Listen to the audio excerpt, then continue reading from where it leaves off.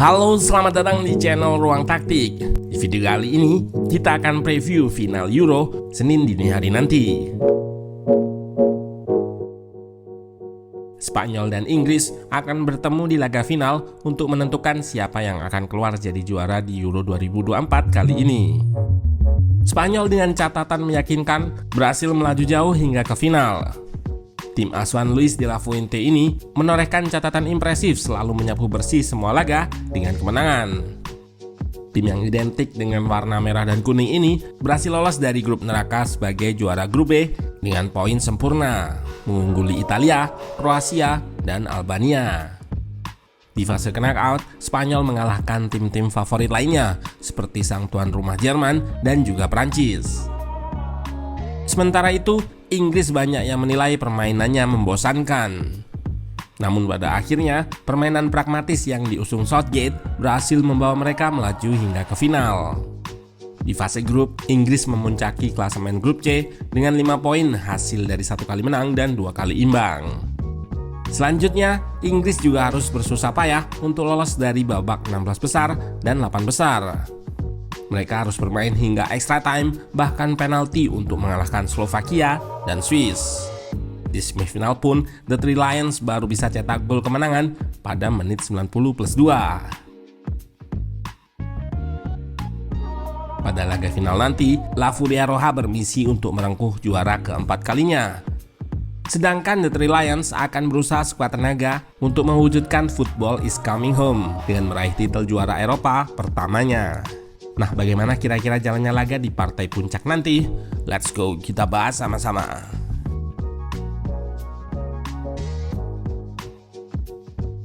Spanyol selalu menggunakan formasi yang sama, yaitu 4-2-3-1, dan hampir dipastikan tidak akan merubah pakem ini di laga final nanti. Pos penjaga gawang akan tetap menjadi milik Unai Simon. Di belakang akan kembali diperkuat oleh Lenormand dan Carval yang sebelumnya absen karena hukuman kartu. Keduanya akan melengkapi Cucurella dan Laporte.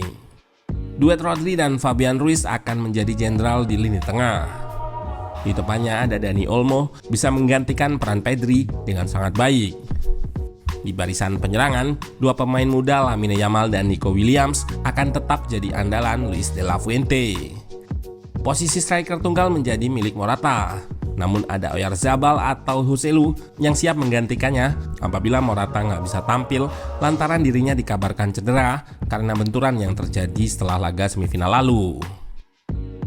Di kubu The Three Lions, meski di awal kerap menggunakan pakem 4 back, Ruang Taktik memprediksi Southgate akan kembali menggunakan pakem 3 back seperti yang diterapkan di laga semifinal versus Belanda lalu. 3 pos center back di belakang akan jadi milik Guehi, Stones, dan Walker. Mereka akan diapit oleh Bukayo Saka sebagai wingback kanan dan Trippier di kiri. Ada kemungkinan Luke Shaw yang akan jadi starter menggantikannya mengingat pemain MU ini sudah pulih dari cedera. Susunan pemain di tengah dan depan kemungkinan tidak akan berubah. Declan Rice dan Maino sebagai jangkar di tengah, dan di depannya ada Jude Bellingham serta Phil Foden yang jadi double number 10 menopang Harry Kane. Spanyol merupakan tim yang berbasis possession. Mereka akan menggunakan penguasaan bola guna mengontrol permainan. Saat menguasai bola, juara Euro 2008 dan 2012 ini menampilkan permainan atraktif dengan sirkulasi bola yang cepat menggunakan dua gelandangnya di tengah sebagai playmaker. Mayoritas pemain Spanyol memang punya resistansi atau ketahanan terhadap pressing yang tinggi saat menguasai bola. Center back-nya pun sering melakukan ball carrying atau dribble untuk memecah blok press lawan. Yang menarik, meski Spanyol terkesan sangat possession based, namun dari statistik terlihat rata possessionnya di bawah Inggris. Spanyol 57,4%, sedangkan Inggris 58,1%. Hal ini tentunya dikarenakan beberapa faktor. Salah satunya adalah mereka di bawah De La Fuente ini memang menjadi tim yang adaptif. Spanyol juga bisa mengontrol permainan tanpa bola seperti yang terlihat di laga pertama versus Kroasia. Sementara itu, rata possession Inggris yang tinggi dikarenakan mereka sering menghadapi lawan-lawan yang kualitasnya di bawah. Mereka juga sering kebobolan lebih dulu, sehingga Inggris lebih banyak kuasai bola untuk mengejar ketertinggalan. Biasanya di babak pertama, Spanyol akan langsung mengambil inisiatif untuk mengontrol possession dan baru bermain lebih santai ketika sudah dalam kondisi unggul. Kemungkinan hal ini juga yang akan terjadi di laga final nanti. Perbedaan kedua tim terlihat saat fase tidak menguasai bola. Spanyol lebih proaktif dengan melakukan high press untuk segera rebut bola kembali. Sementara itu, Inggris saat tidak menguasai bola memilih bertahan dengan block press medium dan man-to-man marking guna menutup gelandang lawan di tengah. Laga final nanti akan menyajikan duel lini tengah. Gelandang-gelandang Inggris punya tugas berat untuk mengimbangi lini tengah Spanyol yang sangat kuat. Tim Matador punya Rodri dan Fabian Ruiz yang bisa dikatakan menjadi duet gelandang terbaik di turnamen ini.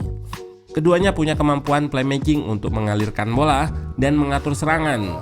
Juga punya resistansi atau ketahanan pressing yang tinggi sehingga bola tidak mudah lepas dari penguasaannya. Saat di marking, Fabian dan Rodri juga bisa bergerak roaming menarik markernya guna membuka ruang yang bisa diekspos oleh rekan lainnya. Seperti yang terlihat di awal proses terjadinya gol pertama Spanyol ketika menghadapi Jerman, di mana 3 gelandang mereka yang mengikat gelandang Jerman bisa menciptakan ruang kosong di lini tengah yang diekspos oleh Morata. Di sisi lain, Inggris punya 2 gelandang yang jadi pivot, yakni Kobbie Mainoo dan Declan Rice, serta 2 gelandang di posisi nomor 10, Bellingham dan Foden. Di semifinal versus Belanda, Inggris bisa mengambil kontrol lini tengah. Di area yang lebih deep atau dalam, Rice bermain lebih progresif. Sementara itu, Mainoo bergerak lebih advance ke depan untuk memberikan support dan melakukan overload ketika menyerang. Di depan, tentu Spanyol akan banyak mengancam melalui 2 winger mudanya di sisi sayap, Nico Williams di kiri dan Lamine Yamal di kanan. Keduanya punya kelebihan dalam situasi 1 versus 1 dan gemar melakukan take-ons atau upaya melewati lawan. Untuk Yamal, selain cut inside, ia juga punya kemampuan melepaskan in-swing cross ke kotak penalti yang bisa mengancam pertahanan Inggris. Ditambah dengan 2 fullback yang juga bisa lebih naik memberikan support dengan melakukan overlap untuk menciptakan situasi menang jumlah. Namun dengan menggunakan pakem 3 back, saat bertahan, 2 wingback Inggris akan turun sehingga mereka punya 5 pemain di backline yang bisa digunakan untuk meredam wing play Spanyol. Pun begitu, ancaman Rodri dan kawan-kawan tak hanya datang dari winger dan fullbacknya saja. Pemain-pemain lain seperti Olmo dan Fabian Ruiz juga harus diwaspadai karena mereka cukup pintar untuk mengekspos celah di pertahanan lawan. Sejauh ini, sudah ada 9 pemain Spanyol yang mencetak gol. Hal ini bisa jadi cerminan jika untuk mencetak gol, mereka nggak hanya bergantung ke 1 atau 2 pemain tertentu saja. Pun begitu, Spanyol bukanlah tanpa celah. Sisi kiri pertahanan yang dijaga oleh Cucurella sering dijadikan sasaran oleh lawan, dan dari area itu gol-gol atau peluang sering tercipta seperti yang terlihat di laga sebelumnya versus Jerman dan Prancis. Saat menghadapi Belanda, Foden yang dimainkan di posisi terbaiknya bisa bermain lebih baik dan lebih membahayakan defense lawan. Hal ini kemungkinan akan kembali terlihat di final nanti. Foden bersama Bukayo Saka posisinya bertumbukan dengan Cucurella. Kelincahan Saka di koridor sayap serta Foden di koridor half space berpotensi untuk mengekspos sisi kiri pertahanan Spanyol. Selain itu, Inggris juga punya kedalaman skuad yang mumpuni dan Southgate sudah paham betul bagaimana cara memaksimalkannya. Ia sering melakukan pergantian pemain pada saat akan menjadi penentu kemenangan Inggris. Oleh karena itu, Spanyol harus bisa mewaspadai hal ini. Jika mereka nggak bisa kill the game lebih awal, maka kedalaman skuad Inggris dan pergantiannya bisa jadi ancaman. Nah, gimana teman-teman? Apakah lebih banyak pendukung Spanyol atau Inggris? Tulis di kolom komentar.